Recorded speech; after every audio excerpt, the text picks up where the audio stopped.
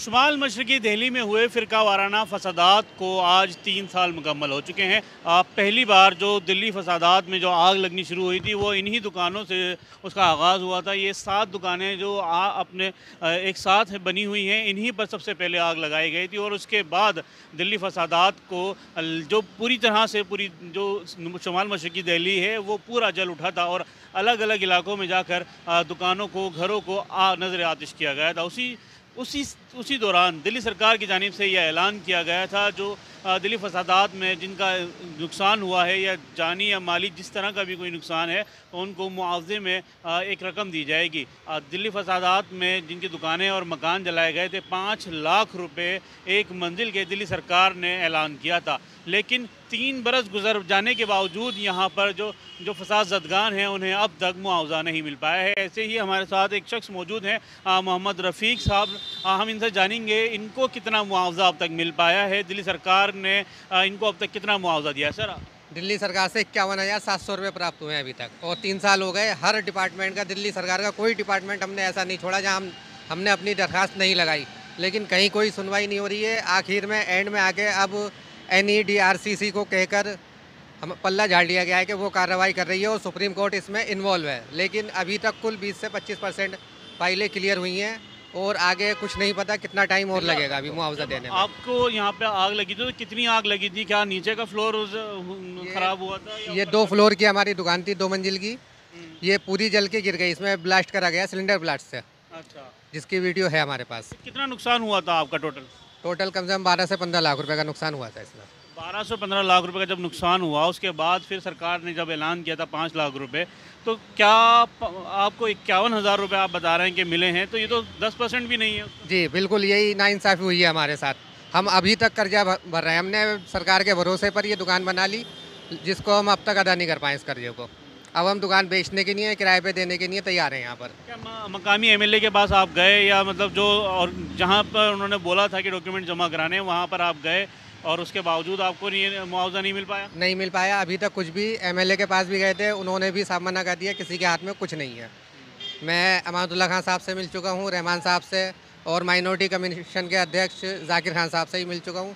सभी ने मना कर दिया है कि अभी हम कुछ नहीं कर सकते, हमारे हाथ में कुछ नहीं है। तो अभी फ़िलहाल आप क्या कर रहे हैं? क्या अदालत का रुख क्या है आपने? अब मैं कोर्ट का ही रुख करूँगा। हाई कोर्ट में सुरूर मैडम से हमारा केस चल रहा है, वो हमारे वकील हैं, वही इस केस को देख रही हैं और वही आगे कार्रवाई करेंगे।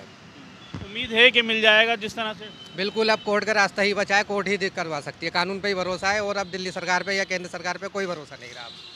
ठीक, इसके साथ साथ हम दूसरे दुकानदारों से भी बात करेंगे जिनकी दुकानों को आग लगाया गया था। हमारे साथ एक और शख्स हैं। सर, आपका नाम? रोशन लाल। रोशन लाल जी, आपकी दुकान को भी आग लगाया गया था जब फसाद हुआ था, तो किस तरह की सिचुएशन है? क्या आपको मुआवजा मिल पाया है और कितना नुकसान आपको हुआ था?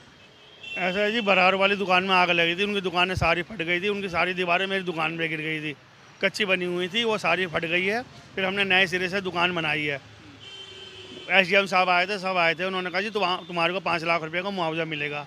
तो मैंने कहा जी हमारे पास तो पैसे हैं नहीं। क्या तुम बनाओ, पैसा तुम्हारे को ज़रूर मिलेगा। तो हमने इसमें ये बना दी दुकान। तो 12 से 15 लाख के बीच में हमारी ये दुकान बनी हुई है। हमने कर्जा लेके दुकान बना दी, ठीक है जी। और अभी हमारे को जो है मुआवजे में 32,700 रुपये मिले हैं। सिर्फ 32,000 रुपये? सिर्फ 32,000 रुपये मिले हैं हमारे को, और बाकी मैं कर्जे में डूब गया हूँ और 3 साल हो गए और कोई सुनवाई नहीं, कोई कुछ नहीं है जी। जब अनाउंस 5 लाख रुपए किया था तो 32,000 रुपये क्यों दिए गए? क्या आपने मालूम किया? ये हमें मालूम नहीं है बिल्कुल भी। उन्होंने 32,700 रुपये दिए जी हमारे अकाउंट में, और ये 15 लाख रुपए इसमें बनाने में लग गया। आप देख लो, अभी तक कर्जे में हम डूब गए हैं कि ना तो कारोबार चल रहा है और ना हम पैसे दे पा रहे हैं। हम अब इसको या तो रेंट पे दे रहे हैं या इसको बिका हुआ है, जो भी मिल जाए। हमारे कर्जा नहीं बढ़िया है बस। जो आपने बोर्ड लगाया ये इसी वजह से लगाया कि कर्जा हमारा नहीं बढ़िया है। हम कर्जे में आ गए हैं, हमसे ब्याज भी नहीं भरा जा रहा है और कारोबार इतना है नहीं। 3 बरस हो चुके हैं इस पूरे मामले को, अब तक आपको मुआवजा नहीं मिला जी, बिल्कुल नहीं मिला, कोई मुआवजा नहीं मिला है। क्या चाहते हैं सरकार? क्या सरकार से उम्मीद है कोई? उम्मीद तो बहुत कुछ है, पर उन्होंने कुछ करा ही नहीं। अभी हमारी कोई सुनवाई है ही नहीं जी। अब ना कारोबार चल रहा है और कर्जे में वैसे हो गए, ब्याज पे ब्याज चढ़े जा रहा है जी। अब हमने मजबूर होकर के ये दुकान बेचने के लिए वो बोर्ड लगा दिया। देखो जी, आप ये देख लो, क्या किराए पे उड़ जाए या हमारी दुकान बिक जाए, कर्जा नहीं बढ़ जाए, हमारे जो है गृहस्थी चल जाए। पैसे जो है गृहस्थी चलाने के लिए भी नहीं है हमारे पास। सर, आपका नाम? सोनू मलिक। सोनू भाई ये बताएं कि आपकी दुकान पे क्या हुआ था 24 फरवरी को जो हुआ था? तो दोनों गुटों में लड़ाई हुई थी, आपस में पत्थरबाजी हुई है काफ़ी। और वही है, बस दंगाई है जिनका क्या नाम होता है, दंगाई का कोई वो नहीं है। आपकी दुकान पर क्या हुआ था? क्या आग लगाई गई थी? क्या किया गया? कुछ लोग इकट्ठा हुए, तोड़ फोड़ करी, शटर तोड़ा, अंदर जलता हुआ टायर डाल दिया। दंगाइयों का काम है, कहेंगे तो किसी को नहीं। तो कितना डैमेज हुआ था, कितना नुकसान हुआ था और सरकार की तरफ से मुआवजा कितना मिला? मुआवजा भी कुछ नहीं मिला है, और ये था जो भी है सारा ख़त्म हो चुका था, फिनिश था सब। पूरा बिल्डिंग दे गई थी? पूरी बिल्डिंग टहन गई, सारा माल जो भी था, हमें 8-10 लाख के करीब माल था, सारा जल चुका था।